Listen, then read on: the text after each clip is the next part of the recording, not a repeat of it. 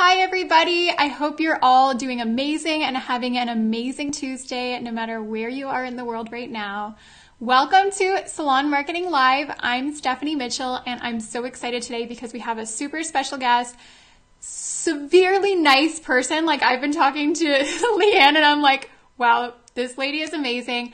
Not just super nice, but also incredibly generous and incredibly passionate about helping independent beauty professionals to get what they deserve, to be classified correctly, to build their business, and to make sure that they avoid legal snags and tax issues and so much more. So everyone, please give me a warm welcome while I introduce LeeAnn Miley. Thank you so much for being here, LeeAnn. Yes, thank you. I'm so happy for you to be here. I can't wait to chat about this topic with you because we're talking all about booth renters. We're talking about independent beauty professionals, about what it means to be a booth renter, and why there are so many issues around this topic, why they keep getting misclassified, why they're treated unfairly, why there's so much misinformation about what it means. So you are the expert, and we're going to dive into all of that. So go ahead, LeeAnn, and introduce yourself. Tell us a little bit more about yourself, where you are, what you're all about, and maybe how you started out in the beauty industry. Okay. I'm LeeAnn Miley, and I am from rural Nebraska. Like, literally, I'm about 20 minutes from the central part of the United States. There's a monument there and everything. My husband and I are the parents of 4 children who range between 2 and 17. I started out my working career as a social worker in Nebraska, and kind of got burned out doing that, so I went to go be a hairstylist. I would say that my beauty career really started off at the age of 7 by curling my Barbie's hair with my mom's curling iron. That just melts it, right? Yeah, synthetic hair and heat does not go together. Yeah, and then it just smells terrible. Exactly. Throughout junior high and high school, I dabbled as being like a kitchen beautician. I would cut and color and style all my friends' hair, their family members. I went to college to be a social worker, like I said, because I just didn't think that being a hairstylist would be approved by my folks. I have a mother who is a doctor and a dad who is an agronomer, so they have kind of like fancy titles, and I just didn't think that being a hairstylist would fit in. After 10 years of being a social worker, like I said, I got burned out. In my last conversation with my grandmother, she told me I was burned out. She told me, go do whatever makes you happy. Mm-hmm. My grandmother passed away the next day. I signed up and enrolled in hair school the next day after that. So you followed her advice? Yep, I followed her advice. I worked in the corporate salon for a few years and then was pretty much forced into booth renting when my family moved 30 miles away from the town that I was at. The only people that I knew were my husband and fellow stylist, and there was no other commission or employee type jobs as a hairstylist. It was only booth rent. So for a while, I had 2 full-time jobs. One was behind the chair, and the other was building my clientele. And in about 7 months, I was booked 3 weeks out. Oh my gosh! And what do you think? Like, what do you think? I mean, starting out so early and already finding that kind of success, what do you attribute that to? Constant consistency is what when people ask me that, it's always constant consistency. You have to be consistent not only in the work that you do, but also in your social media marketing. You have to every day get out there and hit those streets. I like to always say you give out 3 business cards every single day, and that will return into 3 new clients every single month. And I actually think that 3 might be a low number to say that you get in new clients. The lady at the grocery store checkout, compliment her, hand her a card. You don't know what she might be looking for. Yeah. It's not just lunch meat. It might be a new hairstylist too, and she doesn't even know it. Yeah. Oh, I love that. So you were just pretty much just being there, being everywhere, getting to know people, networking, doing like the good old-fashioned marketing of face-to-face. Yes. And Yes, then I would literally love hit to the kind of, streets. oh, sorry, say that again. No, sorry, I literally hit the streets. I went into like a 10-block radius of the salon and went to every single business and introduced myself, handed out cards. That is what you have to do. I love that. I so want to talk more about that too, because that's one side of marketing that I don't talk so much about. I do a lot of like the digital side, so I'm really curious to talk to you afterwards more about how you did that.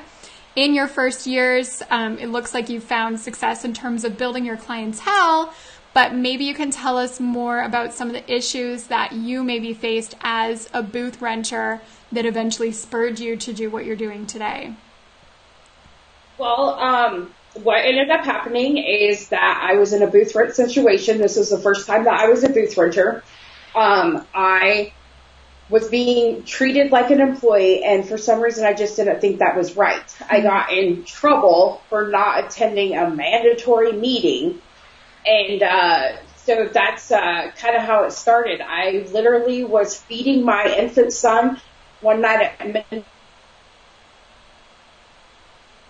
Oh, LeeAnn, it looks like we might have lost you. Guys, we're going to try to bring back LeeAnn. Stay tuned. LeeAnn is coming back at us. Do not worry. Here she is. Okay, let's bring her back. Okay. Hi, LeeAnn. Sorry, we kind of cut out there, but you were just saying that you were forced to go to a mandatory staff meeting. Right. And booth renters are not staff or employees. They are individual business owners. So I had my own business. So if I wanted to have a staff meeting, it would be with myself, or if I had an assistant. But that's when I Googled booth renters, and the next thing I know, the sun was coming up, and I was a hot mess because I was very disappointed in where my career was going, because I was supposed to be independent and I wasn't being treated that way. So you were given essentially the downside, which is that you had to find your own clientele, you had to pay your rent every month, but then you didn't have the upside of being independent and running your business the way that you wanted to. Right. And she also did not allow us to sell our own retail. So what I would do is I would take orders for each week, and then I would go to my local beauty supply store, and I would literally, the transaction would happen.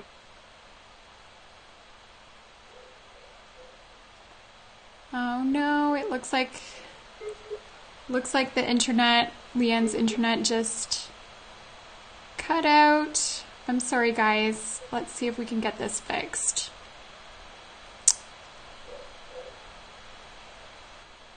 Sorry, everyone. LeeAnn will be back in just a second. In the meantime, I'll say hi to everyone who's here watching. We've got Anora, we've got Andrea, Josephine, Malina, and Kathy. So, LeeAnn, I was just saying hi to everybody who's there in the comments. Okay, good. Okay, so you said that they wouldn't even let you sell your own retail. Right. So I decided to sell it online through my Facebook page. And also, I would hand them, and they would pay their money right in front of me on the sidewalk, because that is a right that booth renters have. Yeah. However, because of business competition, the salon owners do not have to allow you to sell your own retail. Right. I understand. Okay, so that was that kind of situation that you were in, and then what did you decide to do about it, based on the fact that it seems like that was kind of standard practice? So what I decided to do is I talked to some high school classmates that were accountants and lawyers, and that is when I learned about how involved the IRS and how this is actually a legal thing, misclassification. And so that's when I filled out a tax form SS-8, which prompts an investigation. The investigation took place. Salon owners are then have a chance to comply with the IRS or the Department of Labor, and if they choose to keep on fighting it, that is when the whole case will go in front of a judge. Wow. Okay. So what do they do? Like during this investigation, they look at what your working relationship looks like? It's not just between you and the owner. It is the owner and everybody that has worked for them with the IRS. They go back 2 years. Okay. So they look at their taxes that they filed. They look at the taxes that anybody that's worked for them, booth renters or anything like that. Anybody that's been involved in their salon as a stylist. They do a whole investigation. They interview you. There's a thing called the IRS 20-factor test, and there's 20 different factors that they will take your essentially job description and how you are being treated, and they'll put them through these 20 factors. And most states actually do the same thing when it comes to their system of labor. Yeah. So I also wanted to point out, this is what you were saying in the pre-chat, that majority of the things that you're talking about, so all the tax, all the legal, etc., we're talking about the United States here, just to make that clear. Yes. I have had the chance to learn a lot of the individual state laws also. But ultimately the information I give out is on the federal level because federal is the top. Yeah, exactly. And like you said, it's very similar between the different states. The IRS went and investigated, and I'm guessing they found that you were being misclassified. Yes, I was being misclassified. This gal did not want to believe what everybody was telling her and did not want to comply with the IRS, so we went in front of a judge. And literally, when it goes in front of a judge, they are being tried for tax evasion. Which is serious stuff. Like, that's a huge thing. Crime. You can do up to 5 years or more in a federal penitentiary for it. People will, it's a felony. And in a lot of states, if you have a felony, you can't have your cosmetology license. Oh my God. And if you don't have a cosmetology license, you most likely are going to lose your salon license, your business license. So there goes your whole business. Wow. And then trying to get a job these days with a felony on your record is extremely hard too. So I have seen there's 13 court cases that I have been a part of only through the Midwest.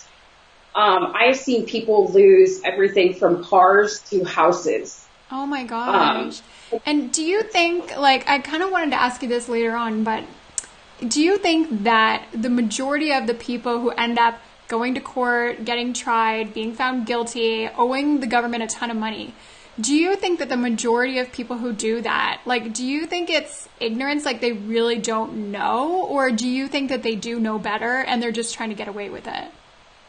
I would say that in the couple of years that I've been business coaching with salon owners, and that we've been going on as our little nonprofit group, it literally is split 50-50. Right.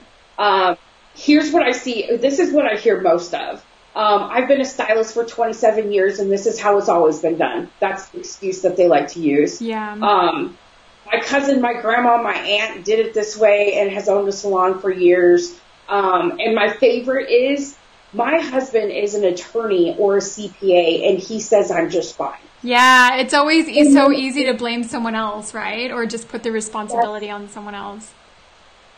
And here is my biggest thing is that anybody that's a member of my group will know that I say this all the time. It is not a matter of if you get caught. It is when you get caught. Yeah. Because the IRS, the National Department of Labor, the Wage and Hour Division, and individual states have all teamed up to fight misclassification. They alert each other when these investigations start. Right. And then it's a matter of time before you have three government agencies on your back. Oh my gosh, that's really scary. That can ruin your whole business, and then that can ruin your whole life. So, it looks like LeeAnn might have paused there. Okay. I'm going to let LeeAnn call back. Sorry guys, when she originally called me, she said that she was having a little bit of trouble with her internet connection. She's going to call back right now, so she's going to be a little bit in and out today. Okay. Hi, LeeAnn. We're back. So I'm so sorry. No, that's okay. It's completely okay. Sometimes internet connection's just poor. So you were saying that in your group, the thing that you say all the time is not if you get caught, it's when. Yes. It does happen, and I think that with all these agencies teaming up, we're going to, and kind of the movement that I've started, we are and it's not just me that started it. I may be more of like the voice behind it.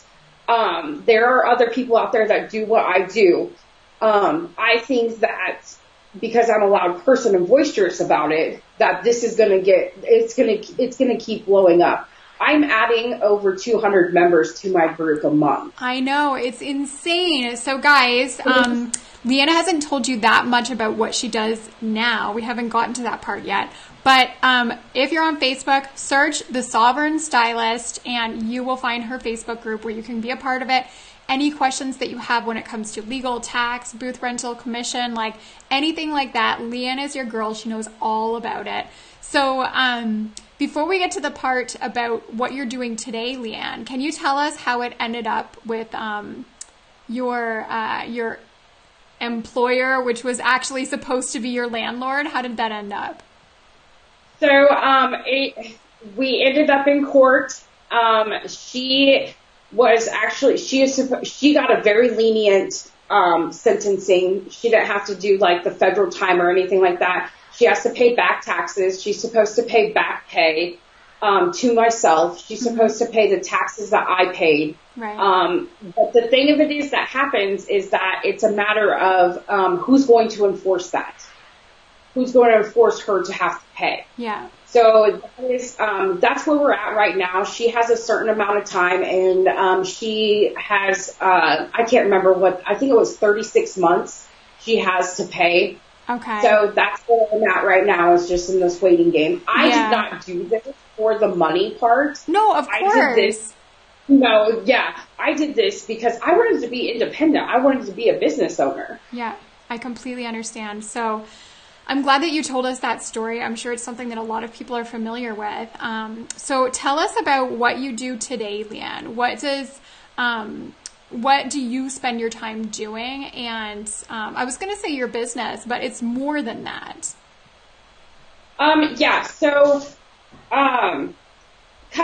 Currently I'm not working behind the chair. Like I kind of had told you before when we were talking, in February of this last year, I had 2 allergic reactions within the same week.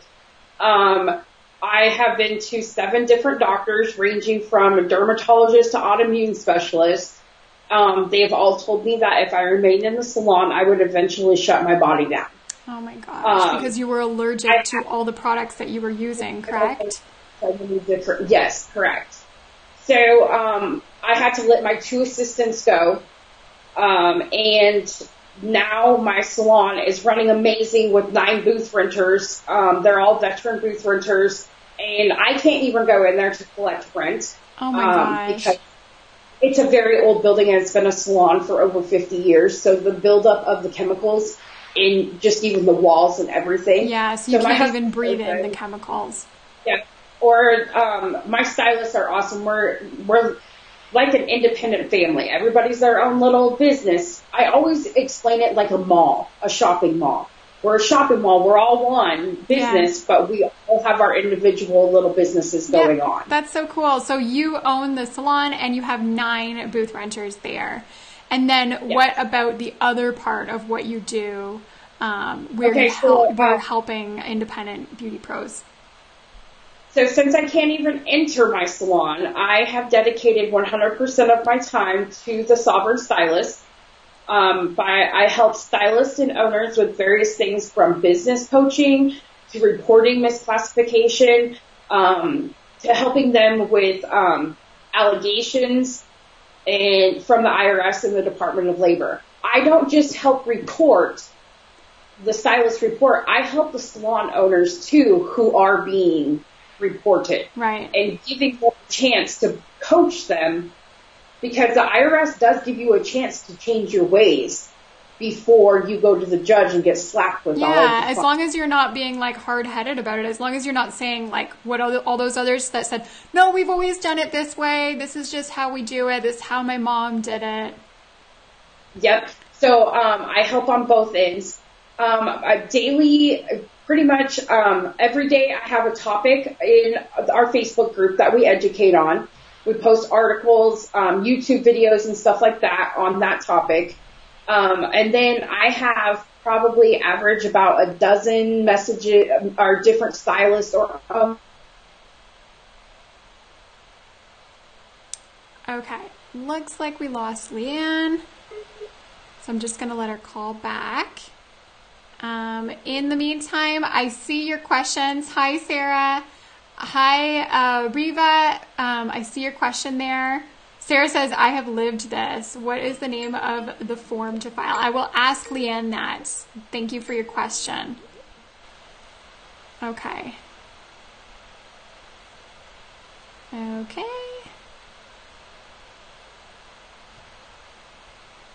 Hopefully LeeAnn's back. Okay. I'll let her call back.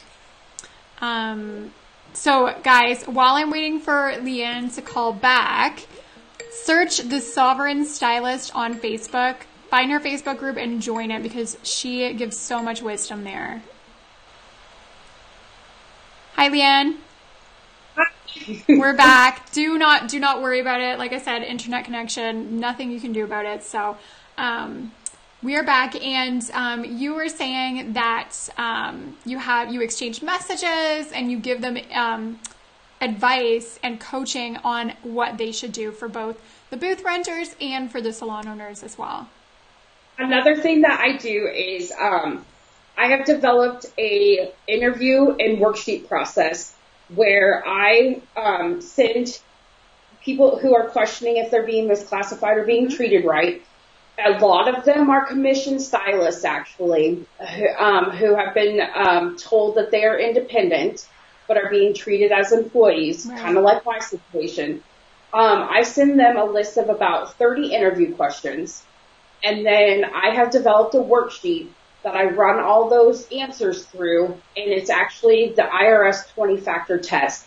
And then I go to their individual state and see how their state, like Illinois has 11-factor test. Okay. California has they just changed. They used to have the 3-factor ABC test, and now they have another way. Iowa actually doesn't have an actual process they go through. They do an individual investigation on every single case. Wow. Oh my gosh. So it really changes like state by state, but essentially you're helping them to ask the right questions so that they can actually get clarification about what the salon believes they're doing and what the salon is actually doing. Right. So then I give them this report and they have all of their answers for when they have to fill out the proper paperwork, or right. Like if you're going to report to the National, Department of Labor, it's a phone call.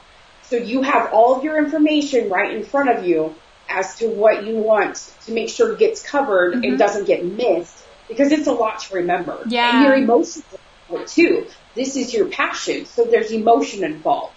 So the more information that you can provide these agencies, the more likely an investigation is going to go on. Yeah. And action will be taken. Awesome. So that is so helpful. It's so generous, kind, and just really smart of you to put that together, because there's such a misunderstanding among so many different people about what it actually means to be an independent stylist. So, LeeAnn, I know that, like you said, there's like 20 different factors, but can you kind of summarize in general, maybe at like a federal level, generally, like what's the practical differences between a booth renter and an employee? Like what are some of like the telltale signs? The biggest thing is the differences are going to be who pays you. Do the clients pay you, or does the owner pay you? Right. Those are going to be the big ones, because employees get paid by the owner, and booth renters get paid by the client. Yeah. Who provides one of the ones that the IRS has been looking at is business cards. Okay. Who provides business cards and whose name is on those business cards. Okay. Like my salon is called the Beehive Parlor. My 9 booth renters do not have the Beehive Parlor on their business cards. Yeah, they're not being branded with your brand. Exactly. So that's the new thing that has just kind of came out in the reading and talking with the Sovereign Stylist. We have a professional team of volunteers that consist of lawyers, CPAs, retired IRS agents, and retired Department of Labor agents. That's awesome. I didn't realize that you had IRS and Department of Labor people. Wow, that's so cool. They're retired, but they still stay up on it. Yeah, of course. I'm in the process of forming the team where I will have a lawyer and an accountant from at least all 50 states. I'm at 17 right now. Wow. So that can get even more individualized. But, so the other thing is a big thing is who provides the supplies, who provides the product. Yeah. Owners are the ones that provide for employees, and booth renters supply for themselves. Right. Okay. That should include everything, and I get a lot of backlash on this, but that should include everything from back bar to towels to barbicide to shears. Because when you start to share or start to provide things, that's when the gray area is being played in, because that's something employers do.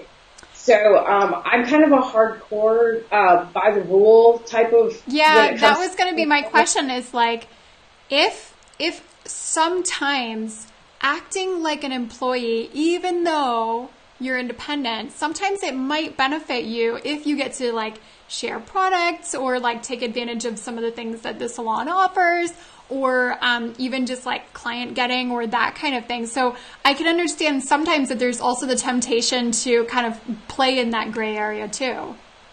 Right, and I'm not saying that if you're looking for a salon and they're going to provide towels or, something like that, I'm not saying steer away from that. I'm just saying that what I have seen happen in my experience is that it starts with one thing and it just travels on down to more and more. Yeah. Is what ends up happening. Okay. There's more, it's a control factor. That is the biggest thing.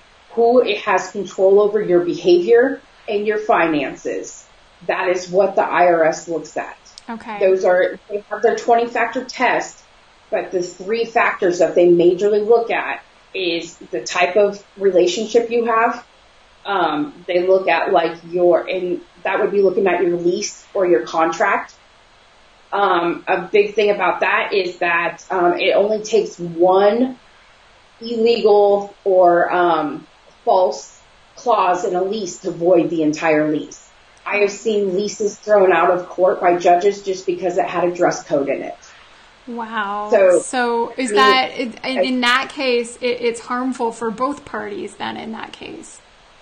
More for the owner, because the owner, it shows that the owner was trying to control. Right. There cannot be any kind of control going on. Okay. The only thing that can be controlled is the rent. Yeah, that's the only thing. And other than that, they're like a landlord in that case. It's like it's about the structure that they're giving you, not anything more than that. Exactly. So what about kind of things like social interactions? Like, hey, LeeAnn, I noticed that like when that client came in, you weren't really like smiling that much, or like I feel like you should have maybe like done it this way instead of that way. Is it kind of hard to understand if that's being controlling or not, if maybe they're just trying to like help you or coach you or teach you or something? I would say because maybe they're like a veteran stylist. The owner is a veteran.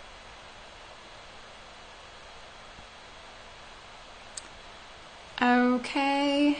Let me just let LeeAnn call us back. Guys, thank you so much for your patience while we're dealing with a little bit of these internet issues, but they never really last that long anyway. Hi, LeeAnn. So maybe there's a veteran stylist who is trying to help you. I would say, how often does it happen? Yeah.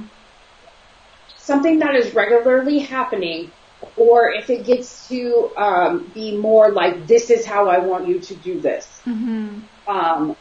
That is when the behavior control line is being crossed. Got it. Okay. LeeAnn, we had some questions here. I wanted to know if you could answer some of them.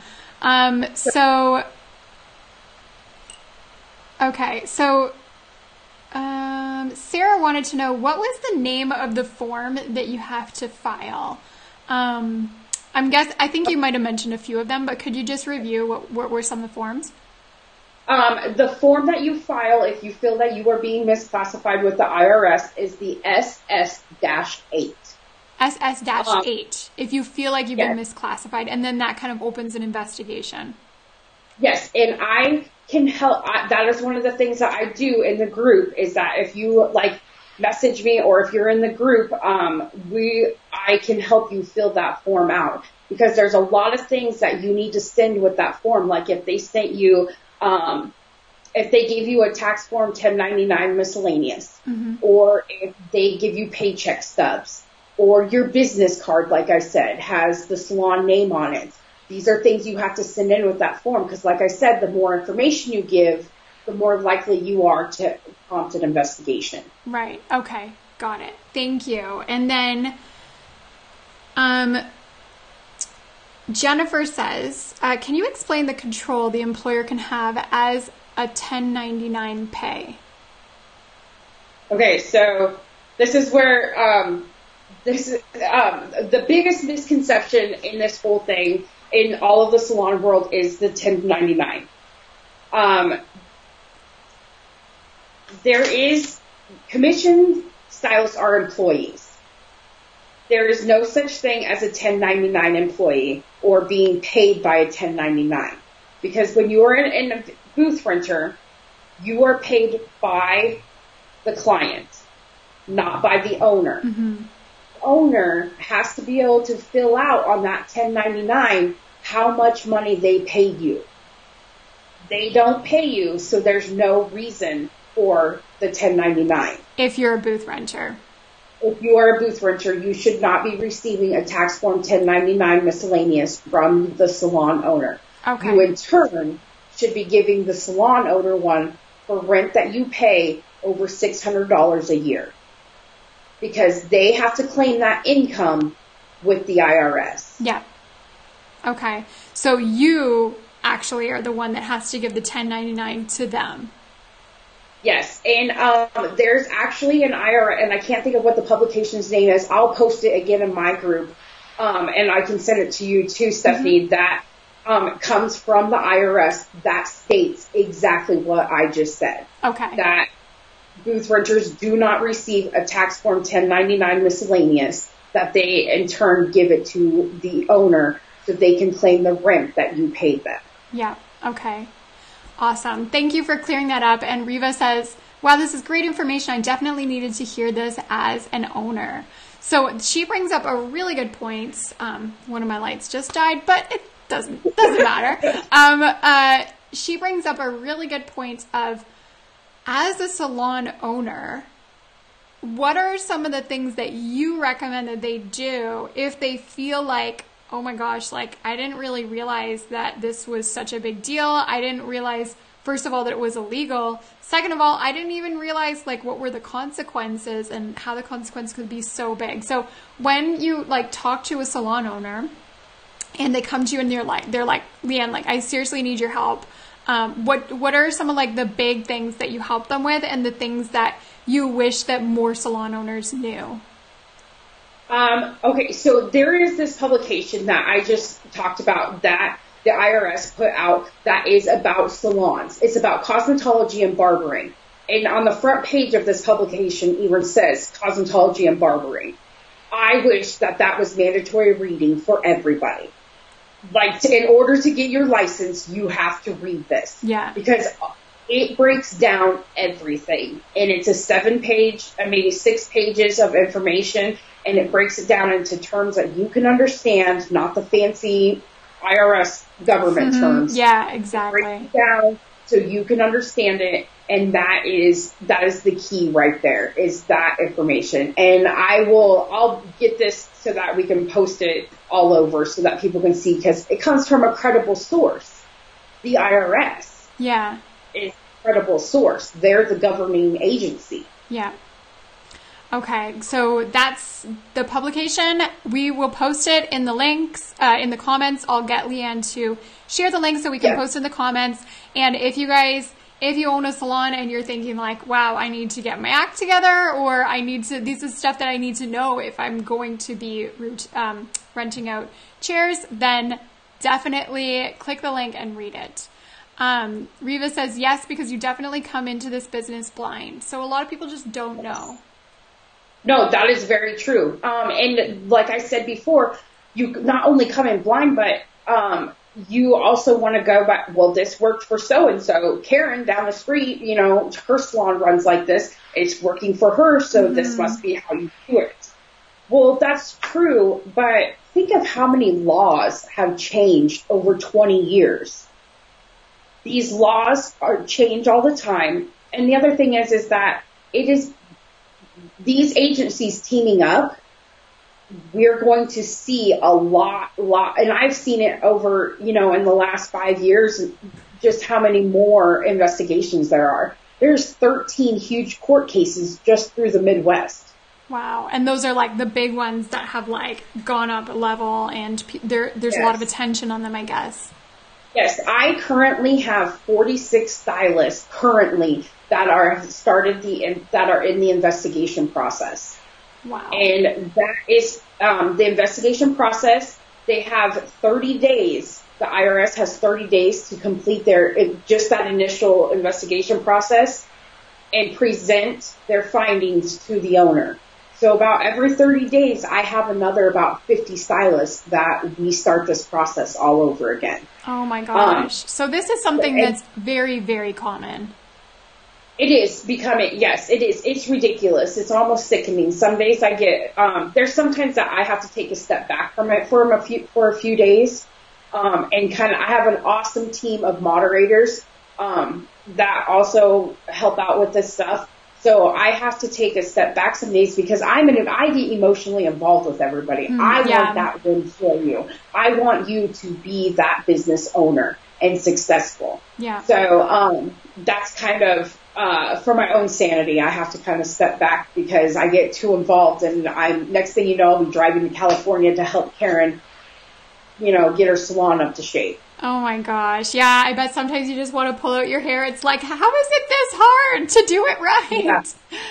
Yes. And, I have salon owners that come to me that, this happened down in Texas. A salon owner came to me, and we had a group chat going on with about 9 stylists who were being treated misclassified from their old salon. I absolutely love when salon owners come to me and say, hey, I need your help. That says a lot about that person as a business owner. Yeah, that they want to do it right. Yes, yes. Yeah, I love that. So, LeeAnn, so far we've talked about misclassification mostly, but I know that you help booth renters, independent stylists with all sorts of different things in their business. What are some of the major challenges or major issues, other than misclassification, that your booth renter professionals come to you and say, like, LeeAnn, I really need help with this? Or what are like some of the major, like I said, challenges or issues that you see in this industry? I would say building and maintaining books, like your schedule, getting those clients to come back to you. The way that I do things is pre-booking is such a huge thing. Yeah. So I don't even give it as an option when people leave.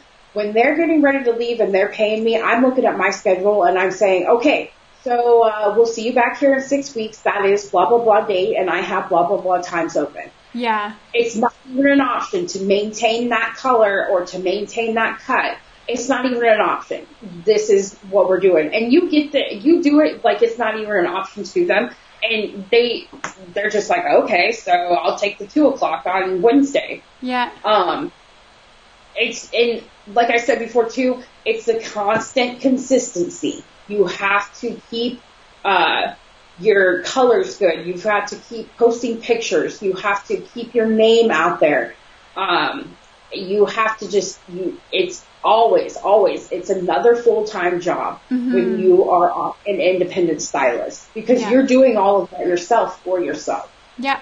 Yeah. So what are some of the big ways nowadays that you see, that you've used for yourself before you retired from working behind the chair in February, but also that you see your group members or some of your coaching clients that they're using to build up their clientele? So, social media, I don't know, you're the social media pro on this stuff. So, I like to say post at least 2 times a day. That might be too much, but it's beating that Facebook and Instagram algorithm. It's getting people to react to your post. You want them not just to scroll on by and see it. You want them to hit one of those emojis. You want them to comment. Yeah, you want them to share. You want the engagement. Yes. So getting them to engage. Another thing is that I am huge on is being involved in the community. I love that. Can you talk about that a little bit more? Because it's something that I don't really touch on that much. You want to be the go-to person in your community when it comes to all things beauty, pretty much, is the way that I say it. Every month I sponsor like a nonprofit in my area. Or October, we're actually doing this in the Sovereign Stylist. We're going to do this as a big group with all the salons. October is National Breast Cancer Awareness Month. And we are going to continue, because I'm not behind the chair, but this is one that I really means a lot to me, is my promotion called Beauty for Boobies. And it'll be a bunch of different promotions to raise money for the Look Good, Feel Better charity. Oh, that's awesome. Is it like a percentage of the revenue is donated? We're going to do several different, there's several different things that you can do. Like, we're going to actually have a meeting about this week, but I've been in contact with the American Cancer Society and with the Look Good, Feel Better Foundation, and they want to kind of see us doing not just a portion of proceeds go, but more things like, the like pink clip-ons. So kind of building up awareness in your community. Yes. We're going to do, one that I did was donating a new hat, scarf, or beanie, or, any kind of head covering, and you got a free haircut. And then I donated those to my local cancer hospital. Oh, that's so we're nice. I'm really excited to see what other ideas everybody else kind of comes up with. Yeah. If you join my group, you can also join the subgroup and partake in this with us. And then we're going to make a huge donation in the name of the Sovereign Stylist. I love that. So using, it's because it's a cause that you're passionate about, that you believe in, and the side benefit is that it also helps involve you more in the community as well, and it gets your name out there. Yes. Be that go-to person. Get in contact with your local Girl Scout troops. There's patches that they can earn on hygiene, and like taking care of themselves and self-confidence. Host a Saturday afternoon or a Sunday afternoon. That's when my daughter's Girl Scout group gets together. Teach them about doing the hair, the importance of shampooing and getting to your scalp and how oily and all that type of stuff. Yeah. Then there's also like, there's a thing it's called Project Hunger Awareness.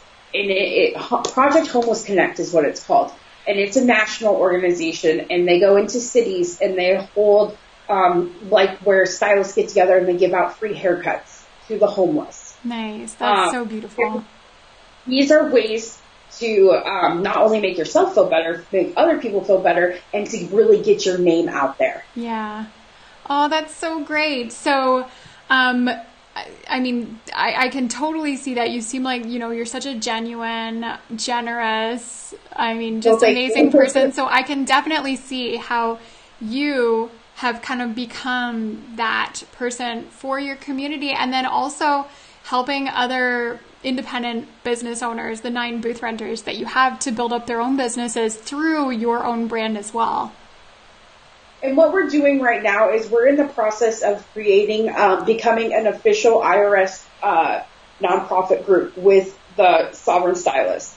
And then what we will be able to do is that we will be able to apply for grants and take donations, and we will be able to pay help pay legal fees that stylists might have to go through if they have to lawyer up to go through these investigations. Right. Mm-hmm. We also, when I say we, I mean like the board and the team, we want to have publications that we produce so that we can mass produce them, even just like a little business card that has on it. We want to do that. Eventually, we're hoping in 10 years to have a certification program put together so that salon owners and salons can be certified. And we team up with the IRS and the National Department of Labor. And if they are certified, then they can possibly, this is a big step, get a tax break. And that's our 10-year goal. That's awesome. I love that you've got such a big goal in mind, but something that honestly, considering the path that you're taking, seems totally doable. And you've got so many great people behind you as well, like your group members, plus all of the accountants and lawyers and those people that are supporting you guys as well. Well, one of the cool things is that I've seen, and like how you and I had talked, or like in the interview questions, was why is this becoming such a hot topic? Yeah. I truly believe the reason this is becoming such a hot topic is because of Facebook groups and the hair, geared towards the hairstylists, like We Love Hair Education and Hairstylist to Hairstylist Advice. All of those groups, these questions get brought up, and the cool thing to me is to see one of my group members that I have helped be the one that is carrying that education on. They're forwarding everything that they learned on to teach other people. And there is a bunch of stylists who are doing that. And I love it. I absolutely love it. Like, I wish I could high five them all because they just, it's so neat to see that it is a movement and it is rolling, and it's misclassification isn't something that's going to always be gone because it's in every industry. Yeah. But we can crack down and bring back the integrity to our industry. Yeah. We are the number 2 red flag, our industry, red flag audit. They have their eyes on us. We are number 2 when it comes to all the list of industries for the IRS. And number 1 is the construction industry. Wow. I knew it was a big problem. I mean, I've seen the 1099 thing come up in so many Facebook groups, like you said, and there's just so much misinformation about there. But the fact that the beauty industry is number 2 means that there is a huge way to go for people to educate themselves, and just kind of awareness. Like, it's probably, like you said, the fact that it's becoming such a hot topic now because of Facebook group means that it's existed. It's just that people didn't even realize that how their landlord was treating them was more like an employee. Yes, exactly. And I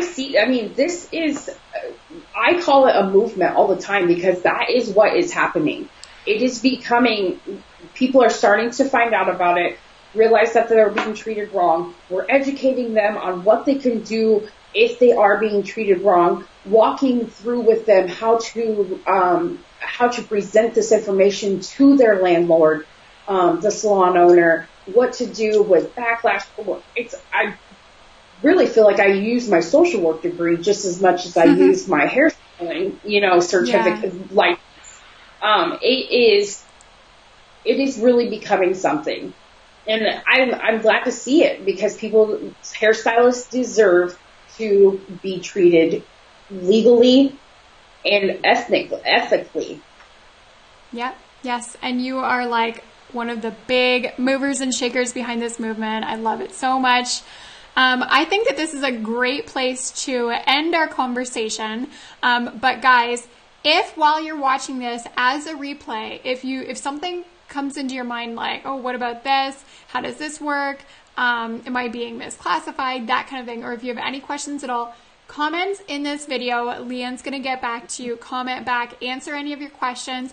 And don't forget, join her Facebook group. We're going to link to it in the comments as well. The Sovereign Stylist, so that you can get all the juicy information, get educated, and share the information with any other beauty professionals that you know. So thank you so much for being on here, LeeAnn. I really appreciate it. Thank you, and thank you for everybody for watching. Yeah, thanks guys for watching, and I'll see you all again on Tuesday of next week. And yeah, have a great Tuesday, everyone. Talk to you soon. Bye, guys.